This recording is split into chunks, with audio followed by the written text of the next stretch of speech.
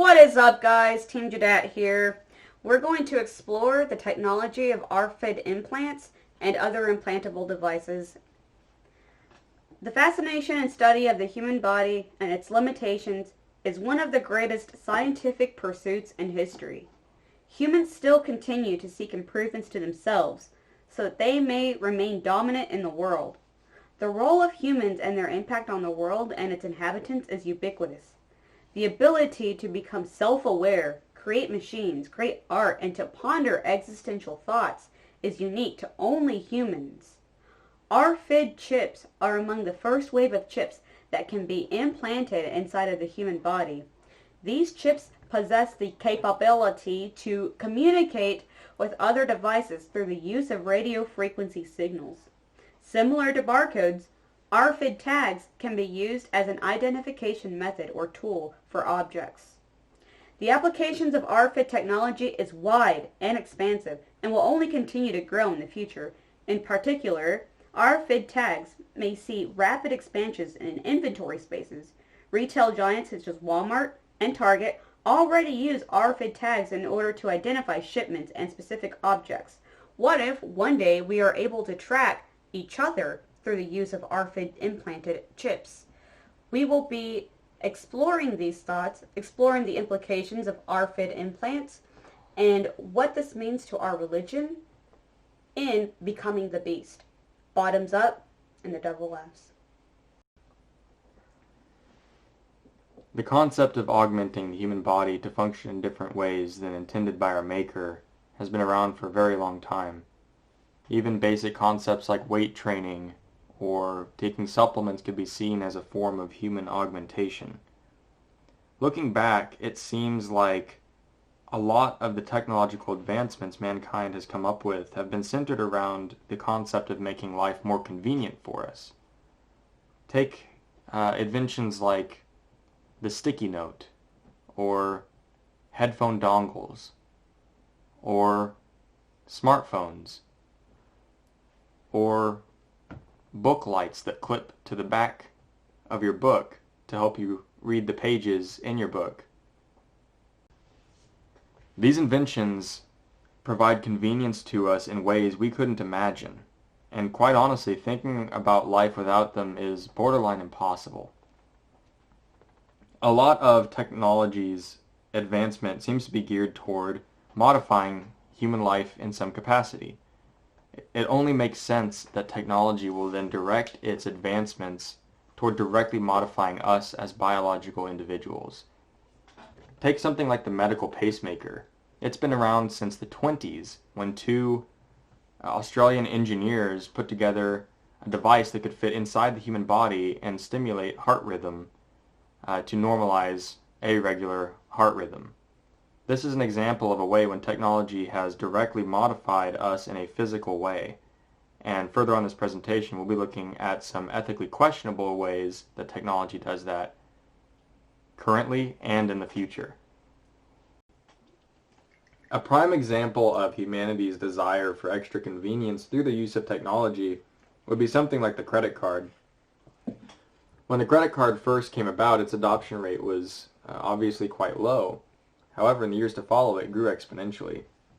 Looking at a 2019 survey performed by the U.S. Federal Reserve, we see that 26% of transactions made in a year were made with cash. The other 74% of transactions was made with a credit card. This is a perfect example of humanity's desire for convenience.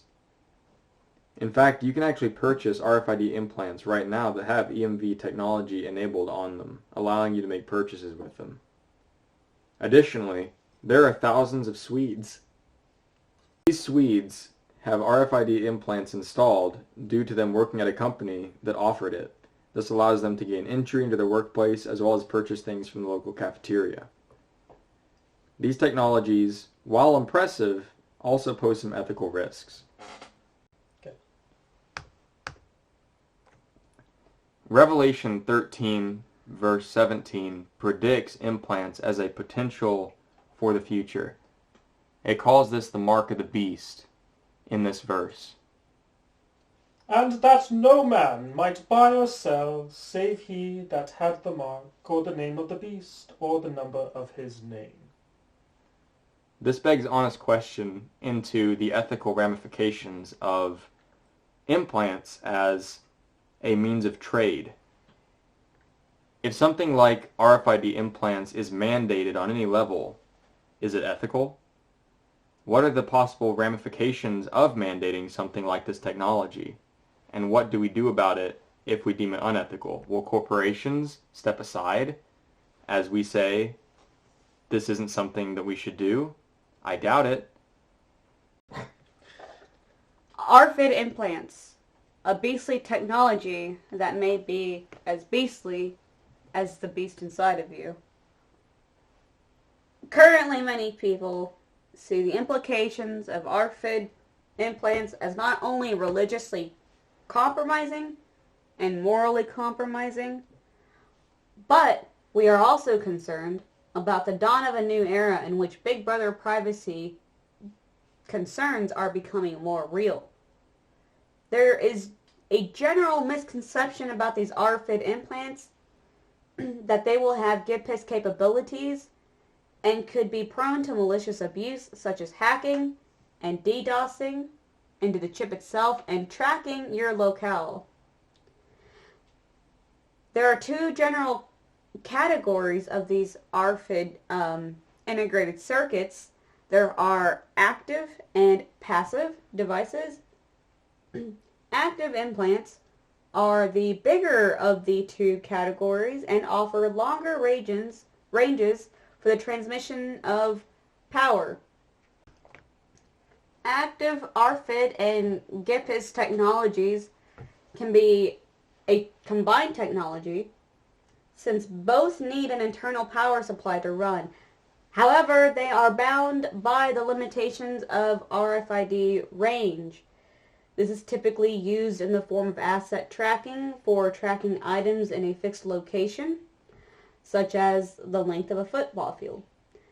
Since these tags, these active implants, require an external power supply in the form of lithium-ion batteries, these active tags are not the type to be subdermally implanted just yet. Passive tags are normally smaller and are powered by radio frequency energy transmitted from RFID readers or antennas from a few centimeters away. These are the kind that we get implanted, folks. You can think of a reader like a barcode scanner, which is simply a way to read or power the device. These are not powered through lithium-ion batteries, mind you. Our phones are considered to be a type of reader, and so are most digital cash registers that you can purchase things like sticky notes and ThinkPad keyboards via Google or Apple Pay. A signal gets sent by the reader and its antenna to power these RFID tags on and pass a signal back to the reader. This means that this range is only a few centimeters long, and thus GPS tracking, unfortunately, is not capable at this time for these types of subdermal implants. In the beginning, on August 24th, 1998, Professor Kevin Warwick became the first human ever to be implanted with what we call an RFID chip. This was absolutely historical. This marks the beginning of a new era. For those of you who may not know, RFID chips are not very big at all. No, in fact, they're quite small. This one in particular was only 23 millimeters long and 3 millimeters wide. That is insane. However small it may be, inside your body, that is quite large. A chip can be used as a secure way for Mr. Warwick to carry electronic identification, and medical information. And it should be known that although he was the first, he will not be the last. Sweden. There are thousands of Swedes. In fact, I'd say 5,000 that have microchip implants. This is incredible.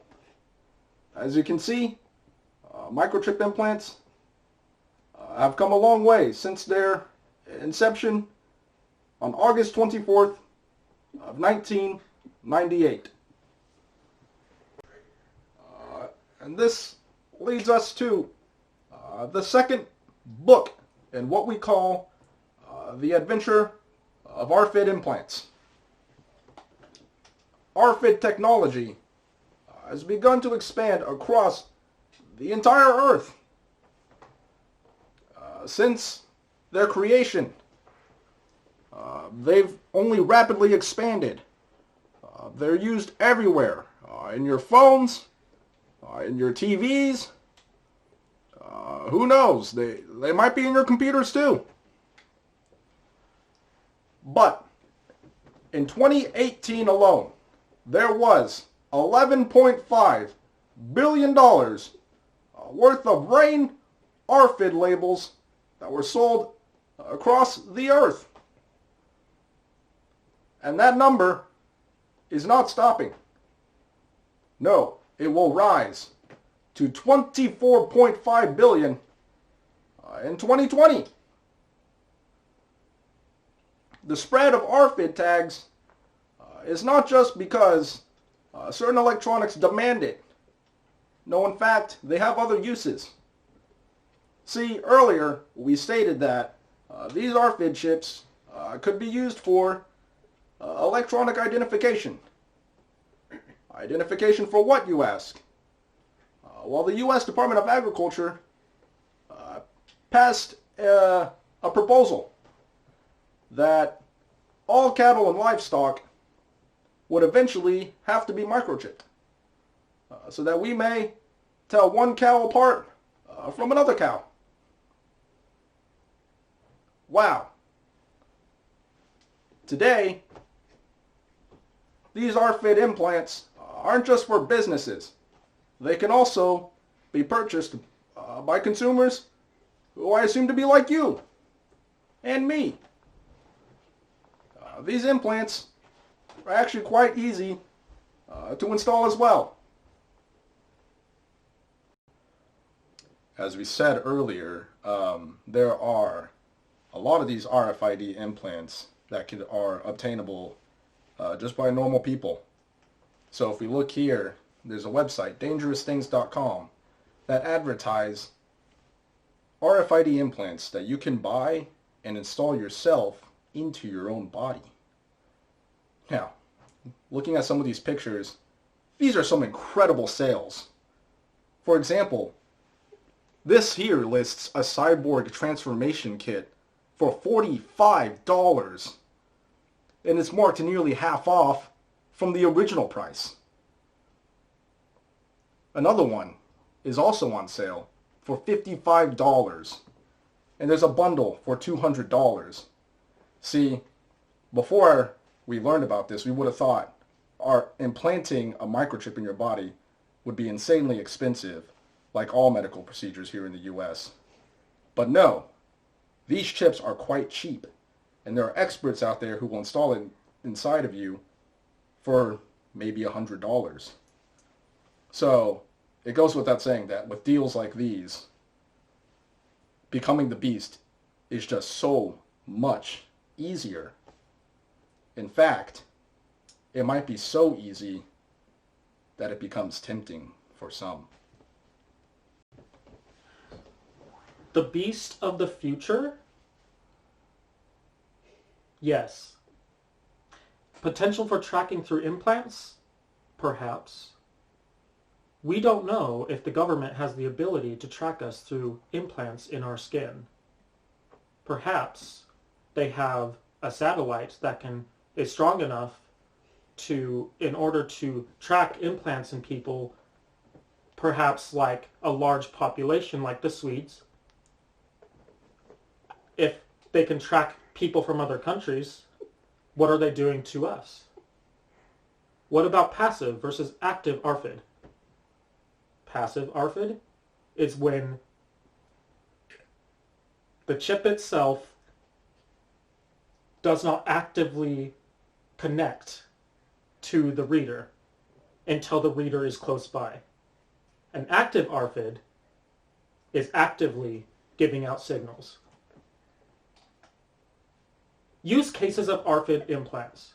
Perhaps you want to go to the store to purchase sticky notes or ThinkPad keyboards, and you lost your credit card. But you can use your ARFID implant to swipe at the register. It is faster, more secure, and you can't lose something that's in your skin. Is it the future of the technology? It is. Celebrities jumping on board. The one and the only director, producer, actor, Neil Breen, has gotten about a dozen implants so far. He is a big proponent of ARFID technology. He does not care what people think about him getting these implants. He doesn't care if they say he's evil because of the mark of the beast. He's a maverick in so many ways. Hey JDAT fam, thank you so much for watching the video. If you like this video, please leave a reply down in the comment sections below. And remember guys, we're not just making videos, we're changing ARFID lives.